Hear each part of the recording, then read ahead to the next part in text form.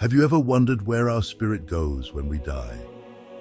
Imagine if death isn't real, and the true you was never born, never died, and never truly existed the way you believe. The reality is, you've already experienced death many times. What scares you isn't death itself, but the uncertain journey your soul takes afterward. If you don't recognize the bright light that comes with death, you might find yourself stuck in an endless loop of birth and death. Heaven and hell aren't physical places. They are states of mind you'll experience after you die based on your actions and thoughts. These are the secrets we'll discuss shortly. For thousands of years, death has been called the great unknown, but it's not a mystery. It's a transition. Think of consciousness rising above the physical body, unaffected by the end of flesh and blood. This is the soul waking up, the moment when the spark inside us is freed from our earthly body. The Tibetans viewed death not as an end, but as a continuation, a return to the source of all existence, which is you. When you die, your soul enters states of great mystery called bardos, hidden areas where the very nature of existence unfolds. In spiritual traditions, death isn't usually seen as an end. Instead, it's seen as a change, a movement of consciousness from one state to another. Just like a caterpillar turns into a butterfly, death is letting go of the old and starting a new way of being. Throughout history, wise people have described death as crossing a sacred boundary, taking the soul from the dense physical world into more subtle areas where it can have more experiences, cleanse itself, and learn. In mystical philosophy, death is seen as a return, a pilgrimage back to the source. This return lets the soul shed the material weights it has gathered over a lifetime and go back to its true nature, a pure consciousness that exists beyond space and time. The cycle of birth and death, known as samsara, is a process of improvement. Each death is a chance to grow spiritually, get closer to understanding your true self, and break free from the cycle of rebirth, known as the wheel of samsara. According to many ancient writings, including the Tibetan Book of the Dead, consciousness isn't just a result of the brain or physical body. It's a universal principle, an eternal spark that connects every living being to a vast cosmic intelligence. From this perspective, consciousness continues after physical death and stays whole, moving through different levels of existence. Spiritual traditions often describe consciousness as the soul or spirit, a limitless awareness that goes beyond the temporary and material nature of the physical form. This lasting essence of consciousness is what moves through different areas or states after death. Mystics believe that consciousness is an infinite field and that life itself is a temporary expression of this field in physical form. The experience of death is simply consciousness leaving the physical body to return to its pure state. But why is it important to know what happens after death? For ancient cultures, understanding death was as important as understanding life itself. Death isn't just something to be curious about, it's a deep way to understand the nature of existence and purpose. The Tibetan Book of the Dead, along with other spiritual texts, serves as a guide for the dying process, designed to help the soul achieve freedom and avoid the traps of fear, attachment, and ignorance that keep it tied to more cycles of birth and death. Getting ready for death is seen as essential because the way you think and feel at the moment of death greatly affects the soul's path afterward. By being aware of death, people can free themselves from the fear of it, gaining inner freedom that improves their spiritual life, both while living and after death. Bardo means between in Tibetan mysticism. It refers to different transitional areas that the soul moves through, not only after death, but also during other changes in life. Each bardo is a chance for change, growth, and rising above.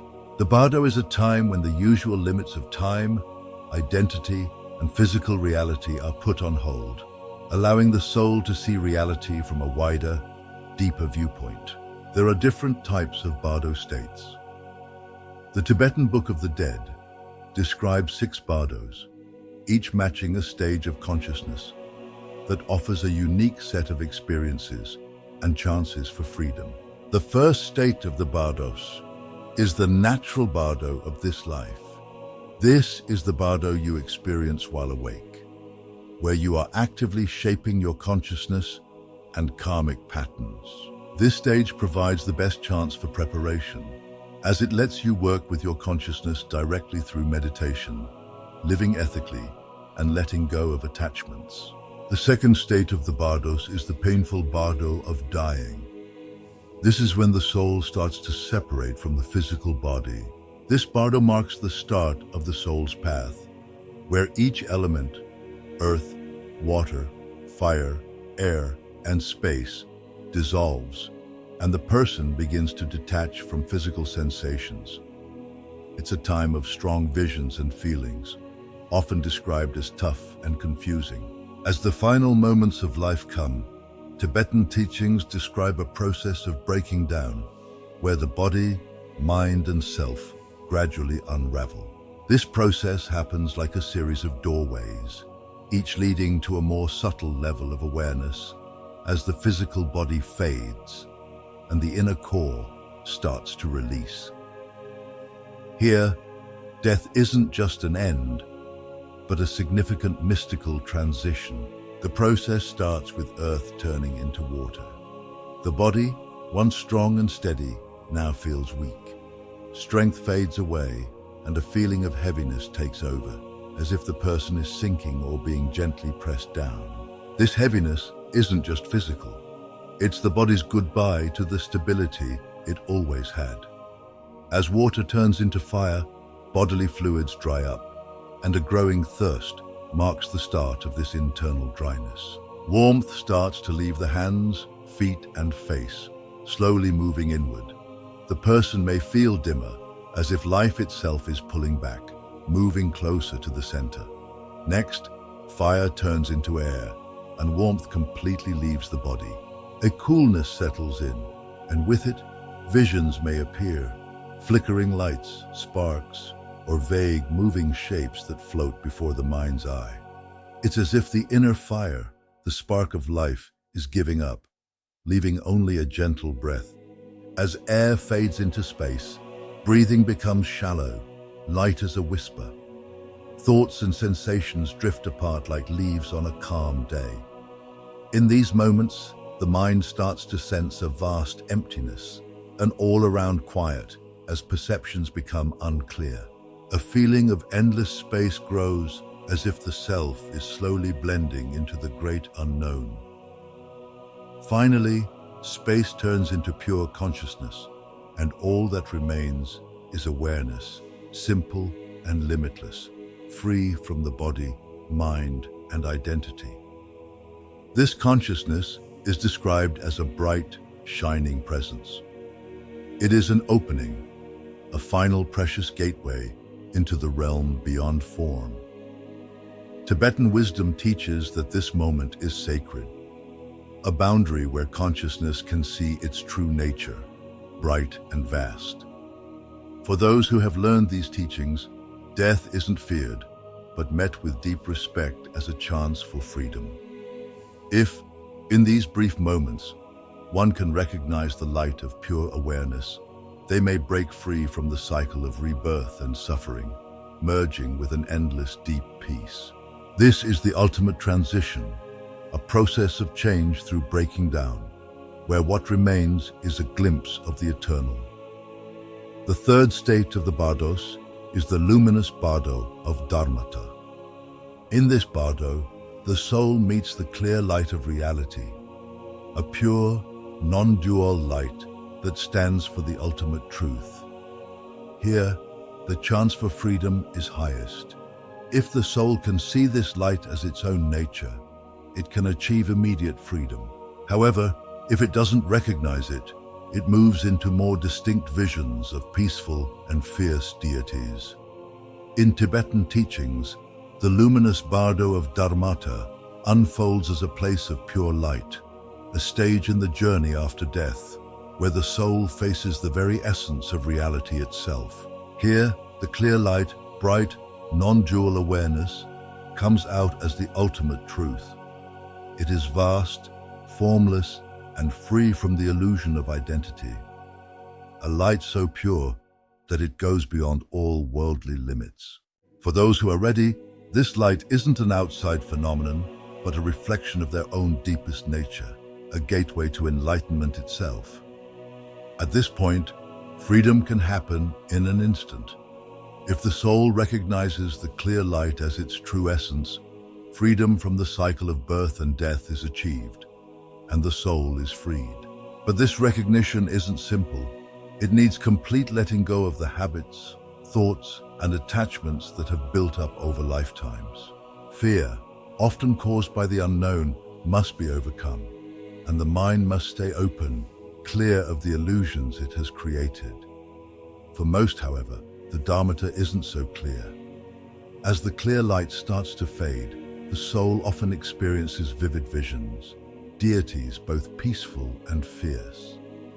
These aren't external beings, but symbolic reflections of the soul's own karma, emotions, and consciousness.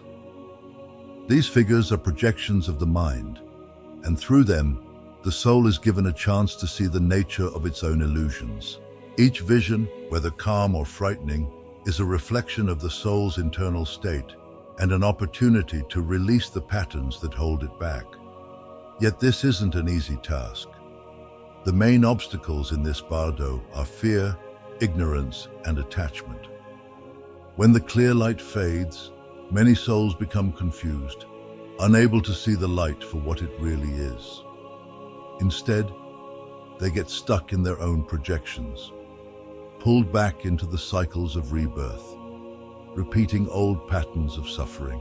The teachings of the Tibetan Book of the Dead provide guidance in these moments, prayers and instructions to remind the soul to let go, to see these visions as nothing more than illusions of the mind, and to return to the bright awareness that is always present. The fourth state of the bardos is the karmic bardo of becoming. If freedom isn't achieved in the Dharmata bardo, the soul enters the bardo of becoming, where it is drawn to rebirth.